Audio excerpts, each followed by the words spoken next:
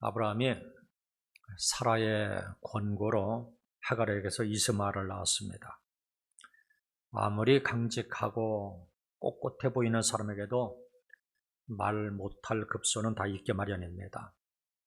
표면적으로 보면 아브라함의 삶이 얼마나 당당하고 멋지고 믿음이 있어 보입니까? 그렇게 하나님으로부터 의로운 자라 인정을 받았으면서도 나이가 들어가면서 조급한 마음이 생겨서 믿음에 조금씩 회의가 생기더니 끝내는 하갈을 통해서 아들을 얻고 맙니다. 이스마엘이 자라는 것을 보면서 아브라함은 온갖 시름을 잊고 지낸 것 같아요. 아내 사라가 임신을 할 수 있느냐 없느냐 하는 갈등도 사라졌어요. 하나님의 언약을 잊은 채 하루하루 시간 가는 줄 모르고 지냈을 겁니다. 그렇게 13년을 살았습니다. 하나님이 약속은 하셨지만 이제는 그 언약이 실제로 이루어지는 것은 불가능하기에 아브라함도 그렇고 사라도 체념을 하고 이제는 어떤 일이 일어나리라고는 생각조차도 하지 못했어요. 그래서 하나님의 언약을 잊은 채 살아가고 있었습니다. 그러나 하나님은 언약을 잊지 않고 계셨어요. 아브라함의 9세가 되었을 때 하나님이 나타나셨습니다. 그리고는 하나님이 어떤 분이신지를 말씀하십니다. 나는 전능한 하나님이라. 언약을 지키는 신실하신 하나님이라 말씀하세요. 그러면서 아브라함과 다시 언약을 하십니다. 너를 심히 번성케 하실 것이라. 너는 여러 민족의 아버지가 될 것이라.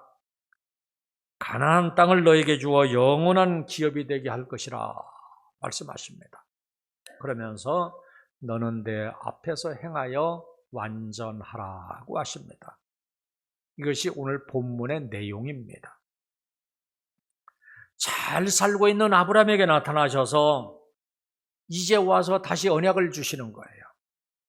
왜 이제 와서 이런 말씀을 하시는 것일까? 하나님의 일은 때가 있는 거예요.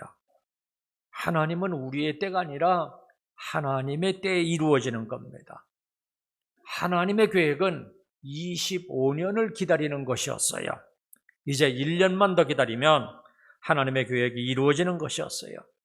그래서 하나님은 1년을 앞두고 아브라함을 다시 격려하시고 믿음을 주셔서 마지막까지 잘 기다릴 수 있도록 도와주시려고 나타나신 거예요. 나타나셔서 아브라함에게 대를 이을 아들을 주실 것이니 마음의 준비를 하라고 하십니다. 이 시간에는 이런 사실들을 하나씩 살펴볼 때 우리가 믿는 하나님에 대한 확신을 가지고 그리고 또 우리에게 주신 언약에 대한 소망을 가질 수 있기를 주님의 이름으로 축원합니다. 우선 제일 먼저 아브라함에게 나타나신 하나님은 자신이 어떤 분이신지를 말씀하세요. 1절을 보시면 나는 전능한 하나님이라 씁니다. 한번 보세요. 1절. 아브라함이 99세 때 여호와께서 아브라함에게 나타나서 그에게 이르시되 나는 전능한 하나님이라 너는 내 앞에서 행하여 완전하라. 아브라함에게 나타나셔서 나는 전능한 하나님이라고 하십니다. 전능하다는 것은 계시지 않는 것이 없고 못하시는 것이 없다는 뜻이에요. 하나님이 굳이 이 말씀을 하시는 것은 아브라함이 하갈을 취해서 이스마엘을 낳은 것은 하나님의 전능하심을 믿지 못해서 생긴 일이기 때문입니다. 그래서 하나님은 당신을 엘샤다이, 전능한 하나님이라 이렇게 소개를 하고 있습니다. 하나님이 얼마나 전능하신 분이신가? 이사야 7장 14절입니다. 그러므로 주께서 친히 징조를 너에게 주실 것이라. 보라, 처녀가 잉태하여 아들을 낳을 것이요 그의 이름을 임마누엘 하리라. 하나님은 처녀가 잉태해서 아들을 가질 정도로 전능하신 분이십니다. 이사야의 이 예언은 아브라함이 이삭을 얻은 후에 약 2000년 후에 요셉과 마리아를 통해서 성취가 됩니다. 이처럼 전능하신 하나님을 출애굽한 이스라엘 백성들에게 행하신 하나님이 하신 일에서도 우리가 얼마든지 찾아볼 수가 있습니다. 너무나도 많은데 한 가지만 좀 소개를 하겠습니다. 이스라엘 자손이 광야 생활을 할 때 고기가 먹고 싶었어요. 만나만 먹으니까 그럴 수 있을 거예요. 그래서 울며 불며 애굽에서 살 때가 좋았다고까지 말을 해요. 이럴 때 하나님이 모세에게 이런 말씀을 하십니다.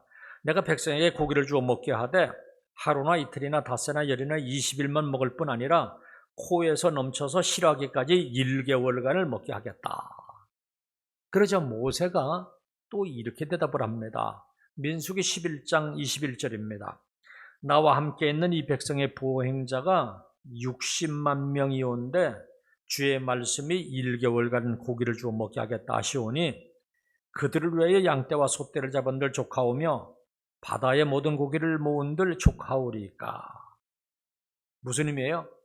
아이고 하나님, 이 백성들의 숫자가 지금 몇인데요? 숫자 셀 수 있는 남자만 60만 명입니다. 그런데 하루 이틀도 아니고 한 달씩이나 먹인다고요? 그것이 어떻게 가능하겠습니까? 이 소리예요. 그러자 하나님이 모세에게 이렇게 또 말씀하십니다. 여호와의 손이 짧아졌느냐? 내가 이제 내 말이 내게 응하는 여부를 보리라. 그러더니 결과가 어떻게 되었어요? 하나님이 지중해로부터 메추라기 떼를 몰아서 이스라엘 자손의 진 사방에 떨어지게 합니다. 그래서 백성들이 질리도록 고기를 먹게 하셨어요. 이처럼 하나님은 전능하신 분이십니다. 사랑하는 성도 여러분, 이처럼 전능하신 하나님이 곧 우리들의 하나님이십니다. 불가능한 것을 가능하게 하시는 분이십니다. 얼마든지 우리 인생을 역전시키시는 분이십니다. 모든 것이 합력하여 선이 되는 분이십니다. 모세의 간구를 들으시고 해결책을 주셨던 하나님이 지금도 변함없는 능력으로 우리들의 기도를 들어주십니다.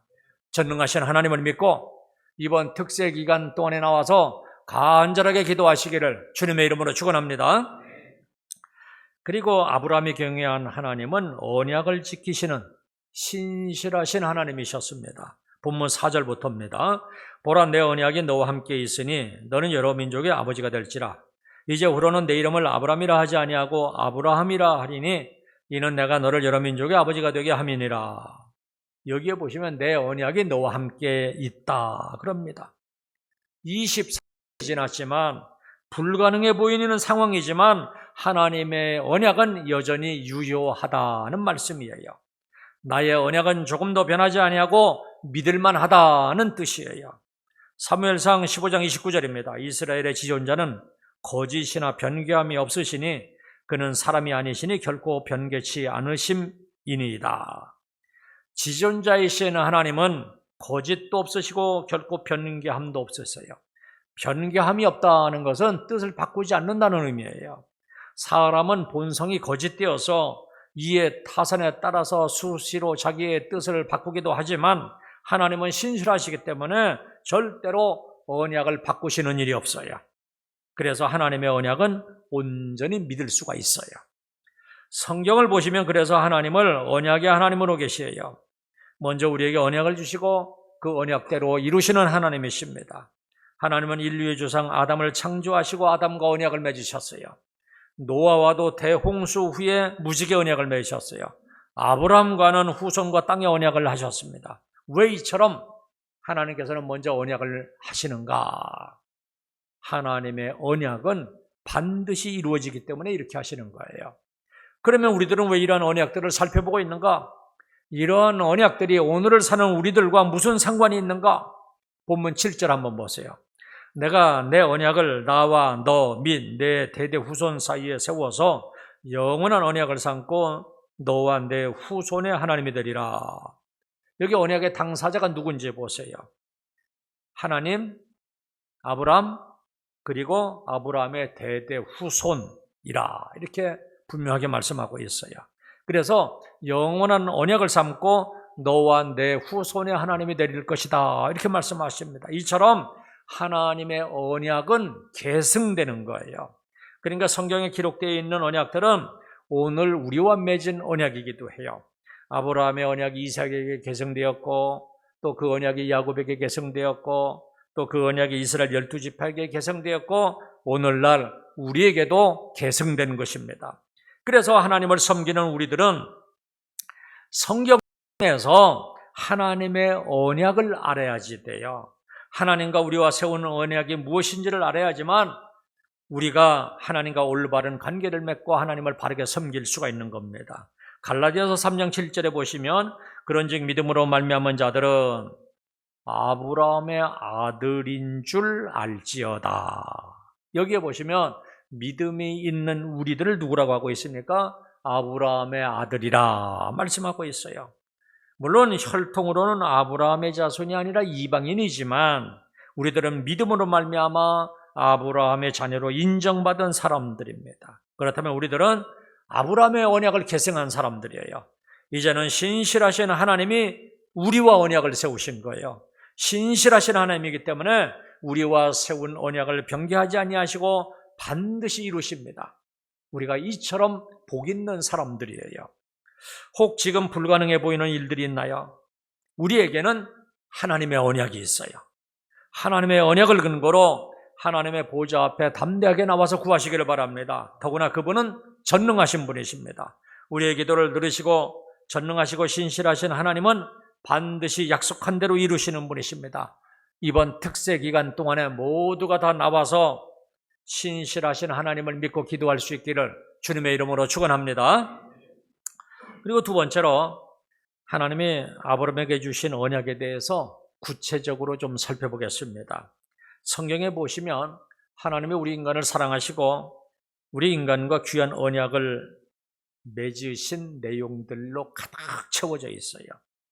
신학자들은 아브라함과의 언약, 그리고 또 시내산에서의 언약, 예수님과 피로 맺으신 언약, 이 세 가지 언약을 하나님의 3대 언약이라 이렇게 말하고 있어요. 이 중에서 오늘은 특별히 하나님이 아브라함과 맺으신 언약에 대해서 살펴볼 겁니다. 그런데 이것은 아브라함 개인에 국한된 것이 아니고 우리 모두에게 주신 언약이라는 사실을 깨닫고 집중해서 들으시고 큰 은혜를 받으시기를 주님의 이름으로 합니다. 제일 첫 번째 주신 언약이 뭐냐 하면 크게 번성하게 하리라는 거예요. 본문 2절 보세요. 내가 내 언약을 나와 너 사이에 두어 너를 크게 번성하게 하리라. 우리를 크게 번성하게 하시겠다는 거예요. 하나님과 나 사이에는 이 언약이 있다 하는 사실을 잊지 말아야지 돼요. 본문 6절을 보세요. 내가 너로 심히 번성하게 하리니 내가 내게서 민족들이 나게 하며 왕들이 내게로부터 나오리라. 여기 심히 번성하게 하여 아브라함의 후손들을 통해서 여러 민족이 생겨난다는 말씀이에요. 그리고 아브라함의 후손인 유다인들 가운데 많은 통치자들, 지도자들이 나온다는 말씀이에요. 창세기 17장 27절에 보니까 내가 그에게 복을 주어 그를 매우 크게 생육하고 번성하게 할지라. 많은 자손을 통해서 전 세계로 번성해 나갈 것을 약속하시는 거예요.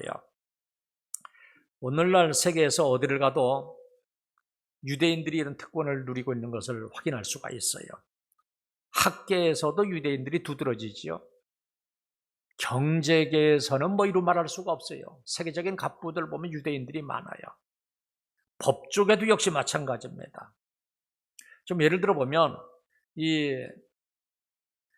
같은 변호사라도 일반 보통 나라 사람들의 변호사들이나 백인 변호사보다는 유대인 변호사비가 훨씬 더 비싸다고 합니다. 그런데도 유대인 변호사를 선호하는 이유가 있어요.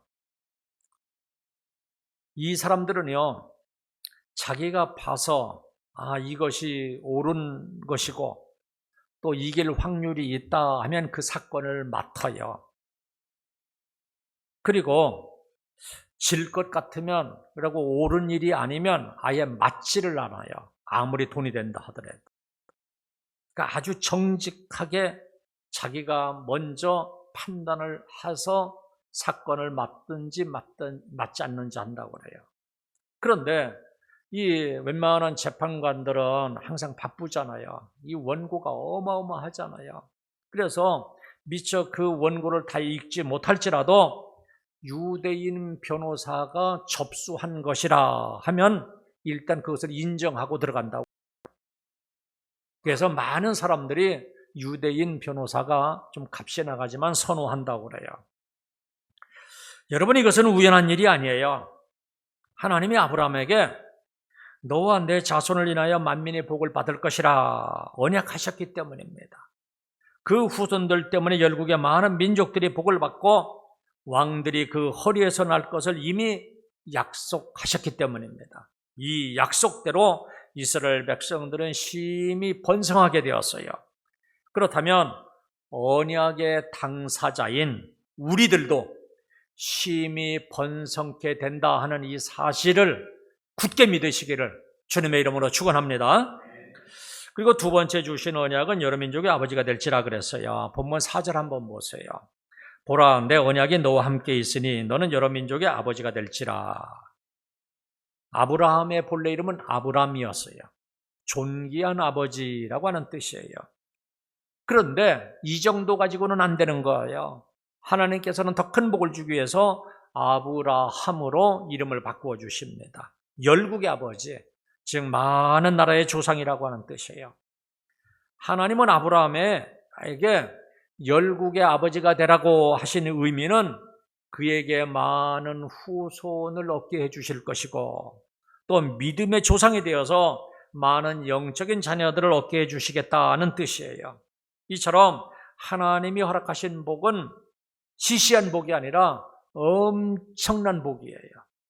성경에서는 이것을 이렇게 표현하죠. 흔들어 주신다, 넘치도록 주신다, 눌러서 주신다. 그러면서 입을 크게 벌리라고 말씀하기도 해요. 우리가 감당할 수 없을 정도로 복을 주시는 분이세요. 이처럼 우리가 섬기는 하나님은 우리가 기대한 것 이상으로 주시는 분이 있습니다. 그렇다 우리가 때때로 선한 일을 하다가 보면, 주님의 일을 하다가 보면 힘들 때도 있고 부담이 될 때도 있고 고통스러울 때도 있어요. 이처럼 힘들 때 우리 예수 믿는 사람들은 포기하면 안 돼요. 그때는 하나님이 특별한 축복을 주시는 때라 하는 것을 알아야지 돼요. 어떤 일이 있어도 선한 일을 하다가, 주의 일을 하다가 결코 중도에 포기해서는 안 돼요. 어떤 기자가 하늘나라에 취재를 갔다고 그래요. 가보니까 복을 담당하는 천사하고 고난을 담당하는 천사가 한 집에 같이 살고 있었어요. 그런데 천사가 말하기를 내가 던지는 공을 받으면 복이 임한다 그러더래요. 근데 공을 던지는데, 그래서 그 기자가 그 공을 탁 받아들었어요. 그랬더니 공을 받아들고 봤더니 거기에 고난, 역경, 두려움 이렇게 써 있더래요. 그래서 기자가 따졌어요. 아니 이건 복이 아니지 않습니까? 복을 준다고 하더니 복이 아니잖아요. 그러니까 천사가 이렇게 그 공의 껍질을 벗기더래요. 그랬더니 거기에 뭐라고 썼냐면 복, 축복 이렇게 써 있더래요. 이처럼 축복은요, 고난이라고 하는 포장지 속에 담겨져 있는 거예요. 아브라함에게도 참 괴로울 때가 있었어요. 양떼와 소떼가 많아지니까 아브라함의 가축의 목자와 롯의 가축의 목자가 서로 다투었어요. 그래서 아브라함은 조카 롯에게 내가 좌하면 내가 우하고 내가 우하면 내가 좌하겠다 그랬어요. 그러니까 롯은 배은망덕하게도 아브라함 때문에 그렇게 가축이 많아지고 부자가 됐는데도 아브라함이 말하기가 무섭게 기름지고 비옥한 땅을 선택해 갔어요. 그래서 아브라함은 이제 남은 땅, 황무지 땅밖에 없었는데 참 앞으로 살아갈 일이 막막했을 거예요. 얼마나 힘들었겠어요. 그런데 바로 이때 하나님의 음성이 들려오는 거예요. 창세기 13장 14절입니다. 롯이 아브라함을 떠난 후에, 보세요. 좋은 땅을 선택해서 간 후에 여호와께서 아브라함에게 이르시되 너는 눈을 들어 너 있는 곳에서 북쪽과 남쪽과 그리고 동쪽과 서쪽을 바라보라. 보이는 땅을 내가 너와 내 자손에게 주리니 영원히 이르리라. 보세요. 하나님은 엄청나게 통이 큰 분이세요. 엄청난 약속을 주시잖아요. 동서남북을 바라보라. 보이는 땅을 내가 너와 내 자손에게 주겠다는 거예요. 그것도 영원히 그렇게 하시겠다는 거예요. 이처럼 하나님은 통이 크신 분이세요. 하나님이 우리를 축복하시면 감당할 수 없을 정도로 축복하시는 분이십니다. 그런데 우리는 그 하나님의 자녀들이에요. 힘든 일이 있을 때, 고난의 때 우리가 반드시 기억할 것은 나는 하나님의 자녀라 하는 사실을 믿고 그 하나님에게 나의 사정을 아뢰되 이왕이면 통 크게 구하시기를 바랍니다. 하나님 아버지는 부자이시고 통이 크신 분이신데 하나님의 자녀된 우리들이 졸장부같이 구두쇠같이 인색해서야 되겠습니까? 우리로 인하여 우리 주변 모든 사람들까지도 다 복을 받아야지 돼요. 하나님의 언약은요 좀 신비한 특성이 있어요. 우리가 하나님의 언약을 믿으면 믿을수록 그 범위가 점점 더 확산되는 거예요. 그래서 나와 너의 언약인데 우리가 이 언약을 믿으면 믿을수록 나와 너 그리고 너의 후손까지도 점점 확산되어져 가는 거예요. 그래서 아브라함은 복의 근원이 된 거예요. 그렇다면 저와 여러분들도 아브라함의 믿음의 후손답게 복의 근원이 되는 큰 복을 받고 큰 일을 감당하시기를 주님의 이름으로 축원합니다. 세 번째 주신 언약은 영원한 기업이 되게 하신다는 거예요. 본문 8절 보세요. 내가 너와 내 후손에게 내가 거류하는 이 땅 곧 가나안 온 땅을 주어 영원한 기업이 되게 하고 나는 그들의 하나님이 되리라. 여기 영원한 기업이란 하나님의 아브라함과 그 후손에게 가나안 땅을 대대로 유산으로 상속해 줄 것을 의미해요. 이 약속이 실제로 성취된 때는 다윗 왕과 솔로몬 왕 때예요. 그 당시 이스라엘은 하맛 어구에서부터 애굽 하수까지 모든 땅을 지배했어요. 그리고 이것은 하나님의 자녀들이 상속받을 영원한 천국을 의미하기도 해요. 이 약속은 예수 그리스도를 통해서 온전히 성취되었습니다. 이제 우리들은 예수님을 믿고 영접함으로 영원한 기업, 천국을 소유한 자들이 되었습니다. 그런데 우리는 여기 한 가지를 더 첨가해야지 돼요. 이미 천국을 기업으로 받은 상속받은 우리들이지만 이스라엘 백성들이 가나안 땅을 영원한 기업으로 물려받은 것처럼 우리들도 이 땅에서 크고 작은 많은 기업, 좋은 기업, 큰 기업을 소유할 수 있기를 바랍니다.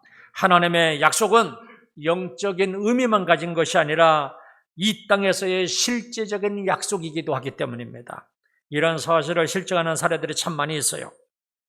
어떤 분이 이런 사례들을 조사해보고 그 사람이 참 많이 놀랐어요.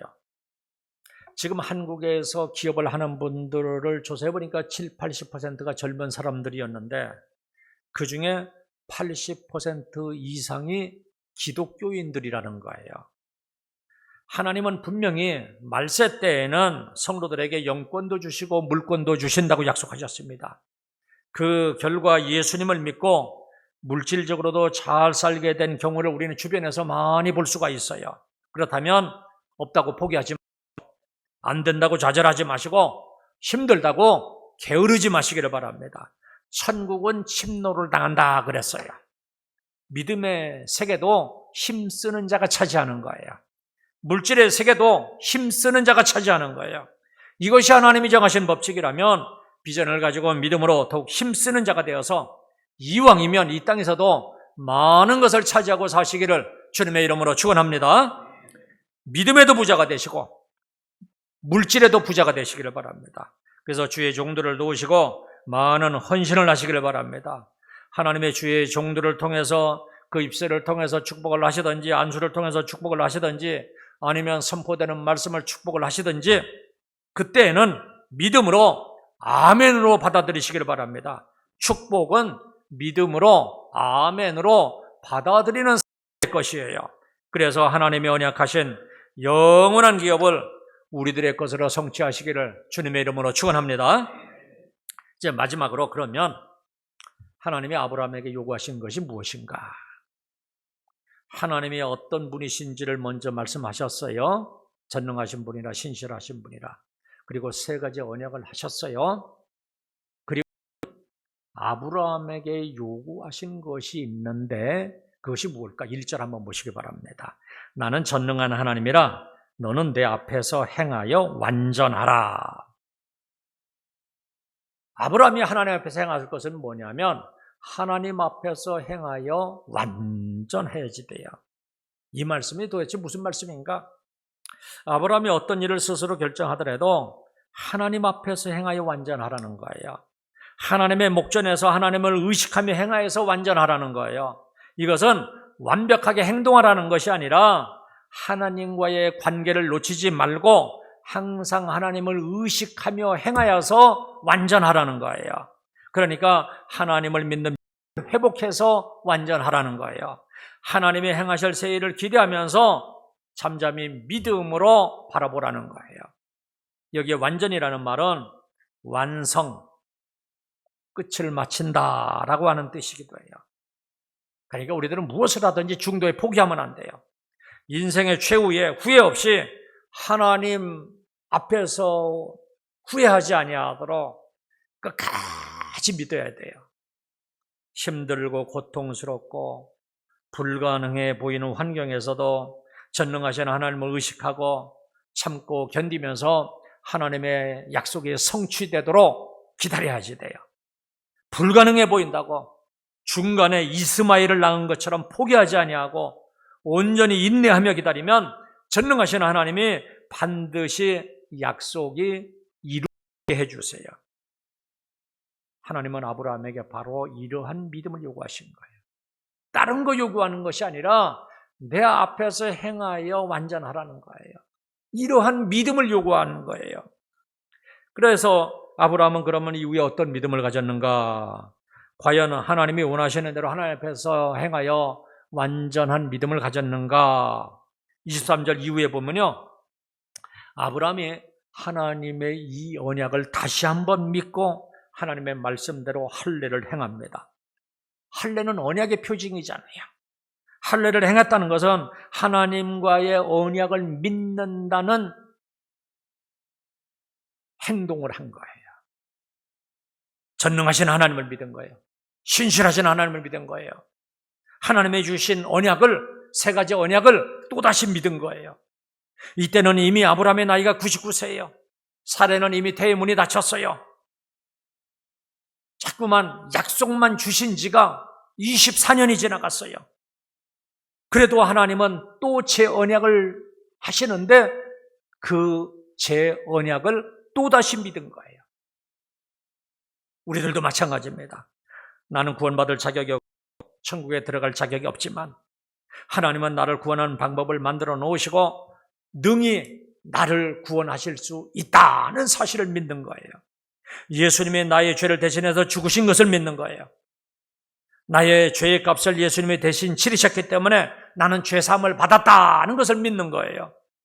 예수님이 영광스러운 몸으로 다시 살아나셨듯이 나도 나중에 영광스러운 몸으로 다시 살아날 것이라는 것을 믿는 거예요. 전능하신 하나님이 성경을 통해서 이것을 말씀하셨기 때문에 전능하신 하나님이 이와 같은 방법으로 나를 능히 구원하실 줄로 믿는 거예요.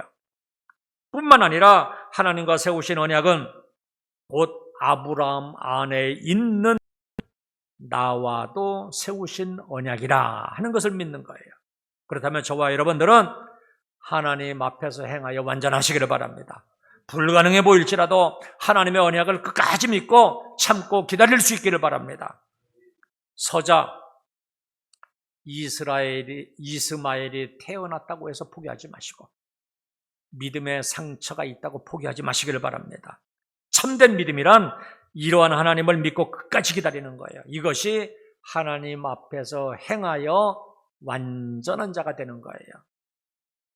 인생은 되려는 인생이 있고 되는 인생이 있어요. 되려는 인생은 자신이 노력해서 되려고 하는 인생이에요. 그러나 되어지는 인생은 하나님이 되게 해주셔서 자연적으로 되어지는 인생이에요. 아브라함은 하나님으로 말미암아 되어지는 인생을 살았어요. 아브라함의 후손인 우리들도 되어지는 인생을 사시기를 바랍니다. 그래서 아브라함과 그 후손에게 영원한 언약으로 주신 크게 번성하게 되리라, 여러 민족의 아버지가 되리라, 영원한 기업이 되게 하리라 하는 이 언약이 저와 여러분에게도 그대로 되어지기를 주님의 이름으로 축원합니다. 이제 기도하시겠습니다.